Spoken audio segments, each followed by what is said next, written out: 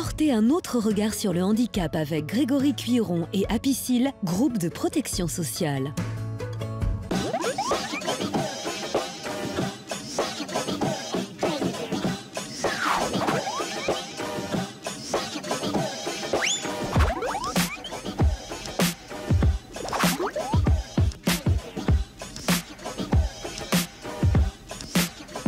Bonjour à tous, bienvenue dans l'émission Greg les cuisine tous, l'émission qui parle des réussites autour du handicap. Quelles sont les solutions pour maintenir dans l'emploi des personnes en situation de handicap qui n'ont pas accès au milieu ordinaire? Qu'est-ce qu'un ESAT? Qui fait-on? De quelle manière peut-on apporter sa pierre à l'édifice de l'inclusion? Je reçois aujourd'hui Mathieu Lebleu, directeur de l'ESAT Jacques Chavant dans le 7e, qui va nous expliquer tout ça.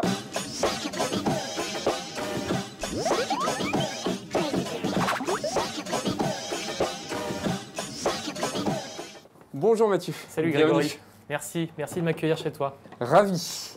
Donc Mathieu, tu as 46 ans. En effet. Tu as 6 enfants. C'est vrai. Donc c'est déjà un boulot en soi. C'est vrai. Et tu as un énorme CV. Tu as commencé comme ingénieur agronome, tu as travaillé dans l'industrie agroalimentaire en France et à l'étranger pendant 15 ans, en Afrique plus précisément. Ensuite, changement radical dans le parcours, puisque en 2011, tu as commencé à faire un master de structure d'action sociale. Et tu deviens sous-directeur d'un ESAT dans le Vaucluse. Tout à fait. Et enfin, tu arrives dans notre belle ville de Lyon pour devenir directeur de l'ESAT Jacques Chavant, à Lyon 7e. Alors, qu'est-ce qui a fait justement que tu changes comme ça radicalement de parcours au bout de 15 ans d'activité professionnelle?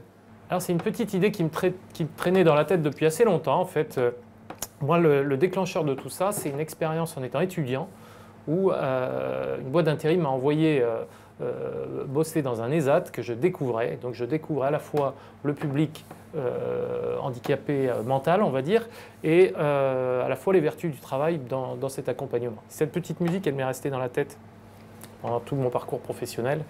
Et c'est un certain nombre de rencontres qui ont fini par me décider à le faire et à changer cette voie. Et donc, même si ce n'est pas complètement une rupture, puisque l'ESAT et aussi garde une dimension économique importante. Mais en tout cas, retrouver du sens dans l'accompagnement et dans les vertus du travail. Mais je pense qu'on aura l'occasion d'en parler assez longuement dans cet entretien. Écoute Mathieu, ce que je te propose de faire, c'est que là, ça va être le moment de la Madeleine de Grégory. Oui. Donc tu vas m'expliquer ce que tu aimes bien manger, ce que tu aimes bien boire. Mais avant toute chose, je te remets le tablier. Ça marche.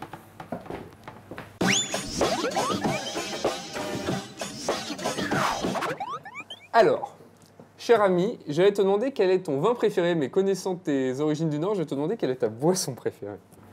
Oui, si tu vas me chercher sur le Nord, tu me trouveras là bien, évidemment, mais je peux te parler de vin. Hein, ah, bah alors ça m'intéresse.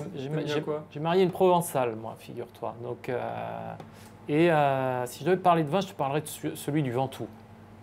D'accord, donc des vins un peu... plutôt en rouge ou plutôt en rouge? Plutôt en rouge, d'accord. Plutôt en rouge. Donc des choses un peu charpentées. Du soleil, ouais, c'est ça. De la Grenache, du Syrah, des choses un petit peu costaudes. C'est ça. La petite douceur que tu aimes bien manger, quel est le plat sucré qui te régale les papilles? Le plat sucré, j'évoquerais la poire belle Hélène. Excellent choix. Et pourquoi? Souvenir d'enfance. Le plat que tu aimes par-dessus tout manger? Bon, je vais chercher mes racines du Nord. Cette fois, j'ai parlé du Sud, donc je vais te parler du pot de chevelèche. Tu connais ça? Je crois savoir ce que c'est. C'est ce plat en gelée, non? C'est un mélange de 3 viandes en gelée. Très bien. Et alors, est-ce que toi-même tu cuisines? Et auquel cas, qu'est-ce que tu aimes cuisiner pour ta famille, tes enfants? Je cuisine assez peu, pour être tout à fait sincère, parce que je suis marié avec une excellente cuisinière. Bon, écoute Mathieu, tu nous as mis en appétit. Ce que je te propose maintenant, c'est de passer au plat principal. Et pour ça, on change de table. Je t'accompagne.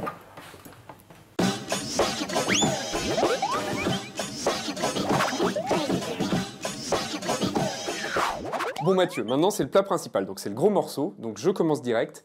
Qu'est-ce qu'est un ESAT? Un ESAT, c'est un sigle qui signifie établissement et service d'aide par le travail. Donc un ESAT, c'est un établissement médico-social qui accompagne par le travail des personnes handicapées avec une reconnaissance de qualité de travailleur handicapé que la maison départementale des personnes handicapées oriente vers nous parce qu'elle estime leur niveau d'autonomie insuffisant pour gagner de suite le milieu ordinaire du travail.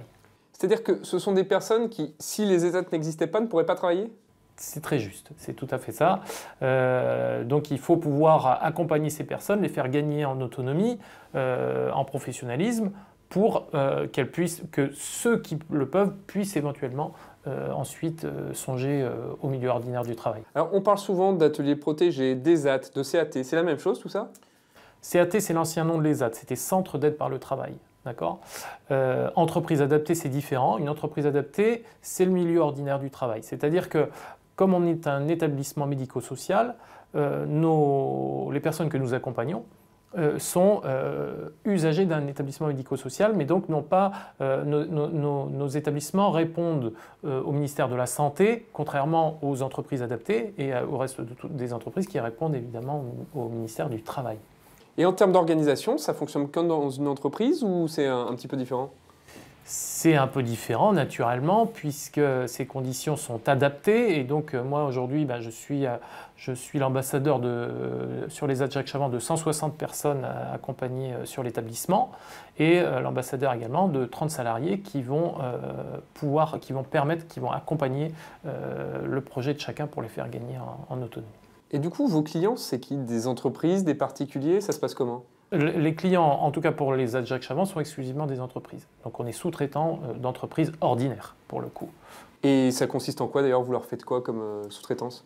Chaque établissement peut avoir ses caractéristiques et son cœur de métier. Chez nous, deux spécialités à mettre en avant. La première, c'est la restauration. Merci de nous accueillir, on est collègues. Puisque sur les AT, on fabrique 600 couverts par jour à l'heure du midi, partagés entre les ouvriers et salariés de l'établissement, 200, et 400 visiteurs des employés de la zone Gerland qui viennent déjeuner chez nous au quotidien. Voilà. Donc ça, c'est la première activité. Une deuxième palette importante d'activités, c'est tout ce qui est conditionnement en salle propre, puisque les AT essaye de s'adapter aux circonstances de son environnement.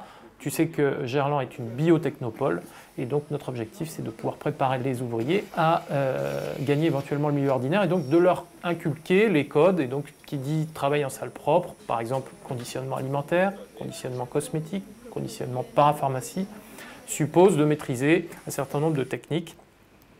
HACCP pour l'alimentaire, bonne pratique de fabrication pour la cosmétique par exemple. Et quels sont les intérêts qu'ont les entreprises à travailler avec vous? Je crois qu'elles peuvent aussi bénéficier d'unités bénéficiaires et de choses de cet acabit, c'est ça? C'est juste. En plus d'un très bon travail, bien Les entreprises de plus de 20 salariés ont une obligation d'emploi de travailleurs handicapés, estimée à 6%. Les AT est une forme de sous-traitance et donc qui peut exonérer, on va dire, de cette obligation l'équivalent de la moitié, c'est-à-dire 3%. Et pour les gens qui nous regardent et qui aimeraient travailler avec vous ou venir déjeuner dans votre restaurant, ça se passe comment? Il faut téléphoner, il faut se rendre sur place? Le resto est tout à fait libre d'accès. 33 rue Saint-Jean-de-Dieu, Lyon-Gerland, 7e. Magnifique. Bah, écoute, ce que je vous propose maintenant, c'est d'aller voir comment ça fonctionne à l'ESAT Jacques Chavant, où on va pouvoir interviewer un ouvrier et un moniteur. A tout de suite.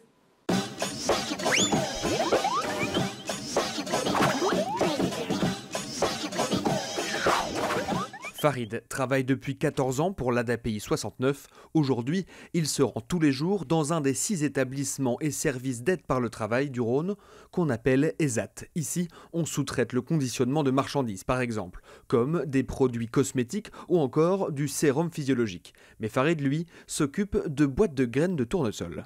On prend les graines de courge, on met en boîte, on compte, on pèse, 83-84. Et après, on colle l'étiquette. Tous les employés travaillent par groupe allant de 3 à une vingtaine de personnes. Chaque atelier est encadré par un moniteur pour les accompagner dans leurs différentes tâches.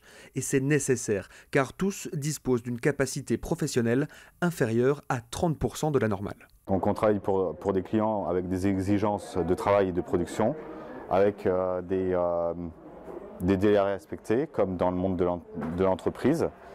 Et du coup, notre rôle, c'est de respecter la production, mais pas seulement, d'accompagner ces personnes au quotidien dans leurs difficultés de compréhension, donc d'adapter les postes pour que le travail puisse se faire le mieux et qu'ils ne soient pas en difficulté sur les tâches qu'on leur demande. L'accompagnement est large, il y en a qui vont très vite comprendre, comme d'autres, il faudra leur expliquer avec des dessins, des pictos. Financé par l'État, à hauteur de 55% du SMIC, ce sont près de 1000 professionnels qui travaillent dans les 6 ESAT du Rhône. Bon alors mon cher Mathieu, maintenant on en arrive au dessert. Avec plaisir. Qu'est-ce qui t'éveille les papilles? Qu'est-ce qui fait en sorte que, voilà, que tu te lèves le matin et que tu sois content d'aller au travail? Aujourd'hui, en tout cas, l'idée, c'est que dans les ESAT, on est dans l'économie sociale et solidaire. Et moi, c'est ce qui m'a fait changer de cap, pour revenir au CV qu'on a vu tout à l'heure, parce qu'aujourd'hui, c'est vrai qu'on sent que cette société, elle est à un moment charnière.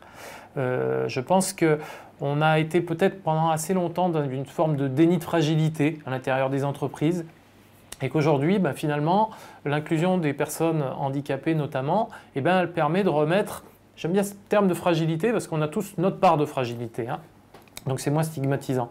Mais en tout cas, c'est vrai que les personnes qu'on accueille dans l'établissement, je pense qu'elles ont un rapport au travail qui est peut-être plutôt plus sain que celui du milieu ordinaire, c'est-à-dire de l'abnégation, de l'envie, de la spontanéité, de la joie de vivre. Et ces personnes, elles peuvent redonner ça aussi au milieu ordinaire.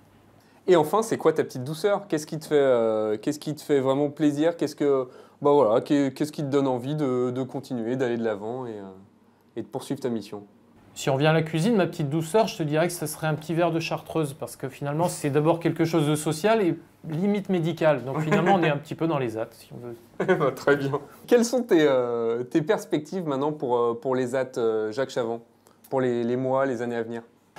C'est celui d'accueillir dans nos murs un certain nombre d'entrepreneurs. On est en train de réfléchir à partager un espace coworking qui permette de faire venir dans les ESAT des entrepreneurs, comme je le disais, puisque le projet d'établissement Jacques Chavant, c'est vraiment de décloisonner milieu ordinaire et milieu protégé. Donc un moyen, c'est effectivement d'emmener vers le milieu ordinaire nos travailleurs.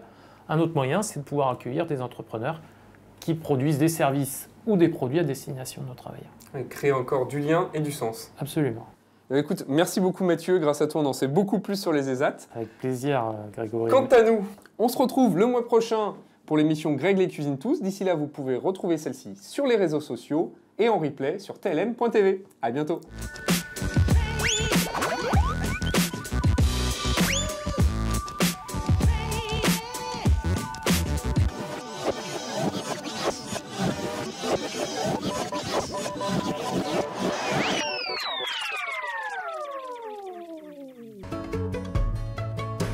Portez un autre regard sur le handicap avec Grégory Cuiron et Apicil, groupe de protection sociale. Des personnalités de